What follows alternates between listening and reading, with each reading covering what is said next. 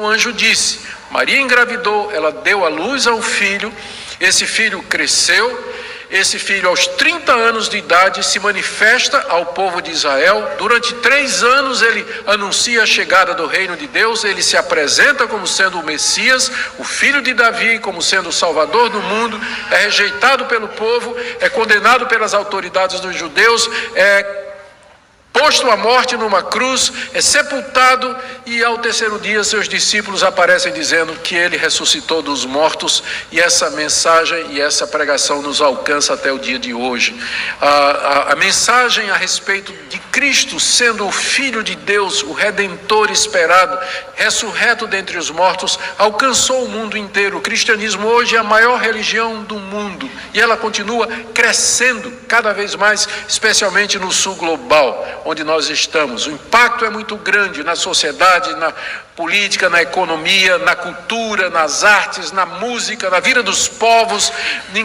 É impossível sobreestimar o impacto do cristianismo na nossa sociedade ocidental e também oriental. Daí muitas pessoas de fato perguntam quem é. Desde cedo a igreja começou a perguntar quem é de fato Jesus Cristo, quem é. Houve muitas discussões que envolveram os primeiros teólogos em grandes encontros chamados de concílios. Os grandes teólogos do século II, do século III, século IV, eles se reuniram para debater a respeito desse assunto. Quem é de fato Jesus? Como nós podemos compreendê-lo? E os teólogos cristãos, eles rejeitaram desde cedo as seguintes opiniões a respeito de Jesus. Primeiro, que ele era somente um ser humano, com algumas qualidades especiais que o diferenciavam dos outros. Isso aí, os primeiros teólogos cristãos rejeitaram. Mas também rejeitaram um outro lado, que diziam que ele era somente divino. Como é que Deus podia se tornar homem? Como é que Deus podia se fazer carne? Como é que ele podia fazer tudo o que fez? Então, Jesus não tinha corpo humano real. Ele parecia ter um corpo. Se você botasse a mão, atravessava, feito um holograma. Ele não tinha um corpo real. Tinha gente que defendia isso, os docéticos, já no século II. A igreja cristã rejeitou essa opinião, dizendo não, ele foi gerado no ventre de Maria, nasceu como nós, cresceu como nós, é claro que ele era humano. Então, a igreja rejeitou a ideia de que ele era somente divino, rejeitou a ideia de que ele era somente humano, rejeitou a ideia de que ele tinha somente uma... Alguém disse assim, então é o seguinte, ele é Deus e homem misturado numa pessoa só. A igreja diz, não, as duas naturezas não podem se misturar.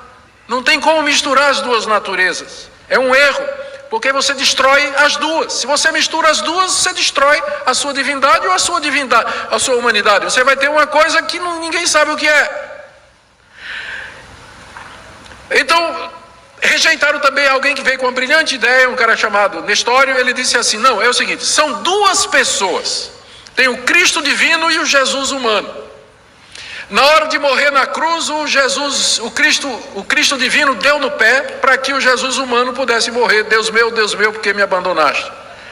Eles disseram, também não pode, a gente não pode separar as duas pessoas, as duas naturezas, não são duas pessoas. E finalmente eles chegaram à seguinte conclusão, de que ele é perfeitamente Deus e perfeitamente homem, que ele existe desde a eternidade, mas se fez carne no ventre da Virgem Maria, por nossa causa, que é uma só pessoa, não são duas pessoas, uma pessoa divina e uma pessoa humana, é uma pessoa só, Jesus Cristo, mas ele tem duas naturezas distintas, que não se misturam, são imutáveis e indivisíveis.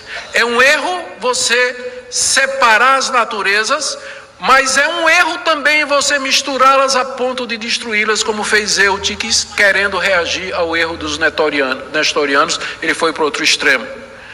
Mantemos que Jesus Cristo é uma pessoa com duas naturezas distintas, a natureza humana e a natureza divina, que não se misturam, não se confundem, são indivisíveis, porém elas são distintas. Compreenda o mistério. Quando os nossos irmãos de algumas igrejas falam, é mistério, irmão, eles não têm ideia. De fato é mistério mesmo.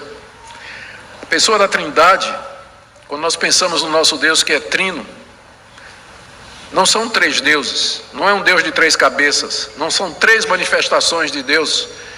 A Bíblia chama o Pai de Deus, o Filho de Deus e o Espírito de Deus e diz só tem um.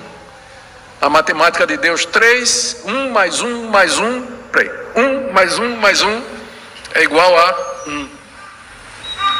E isso vai além do que a gente pode compreender. A natureza de Cristo, a pessoa de Cristo, o mistério da pessoa de Cristo, não há dúvida. A Bíblia fala dele como Deus, isso aqui é óbvio. Veja a anunciação do anjo.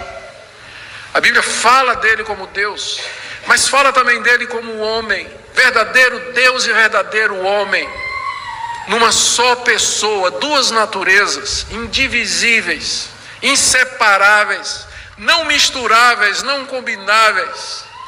Esse é o nosso Salvador e esse é o mistério da sua pessoa.